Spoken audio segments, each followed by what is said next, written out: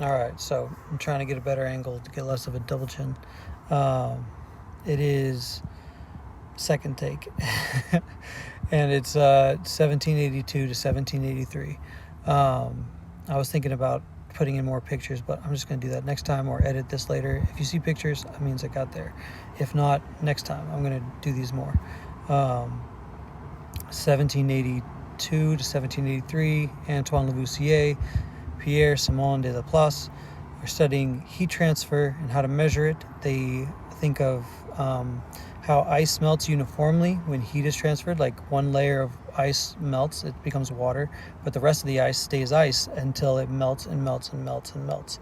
And so, in this idea, if it's next to the heat, then the heat transfer as it comes into the environment, if all there was ice, if it was in this ice sphere and the reaction was happening in the middle, then that heat would be absorbed and the amount of water that would be melted would be an equivalent of the amount of heat exchanged.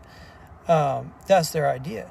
And so you can't have a perfect sphere of ice. And so they developed the calorimeter, which is a 3-chamber system where you have your chemicals you are reacting, or your guinea pig, literally a guinea pig in the middle, and you have it surrounded by a layer of stomped ice that is slightly already wetted to like a certain degree, that is also surrounded by a layer of ice. So there's 3 chambers.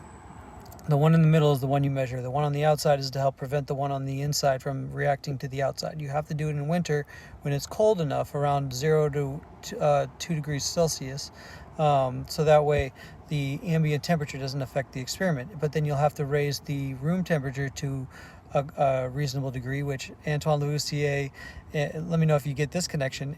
The room temperature which Lavoisier and de Laplace conducted these experiments was between 14 and 15 degrees Celsius. So if you get that reference, I think it's exactly probably because of this. So the water melts in the reaction, and the water, I'll tell you at the end what that connection is. You weigh the water and it tells you how much heat was transferred. It's that simple. You just weigh the water. And so that was the idea behind the calorimeter. So like you could do chemical experiments or respiration, and you would also divide the calorimeter by a waterfall of mercury, so that way the outside air wouldn't react as much as well.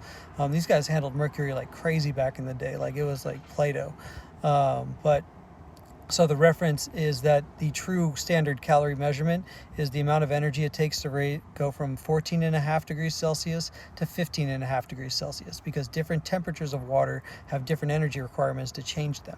And so the standard model is their room temperature.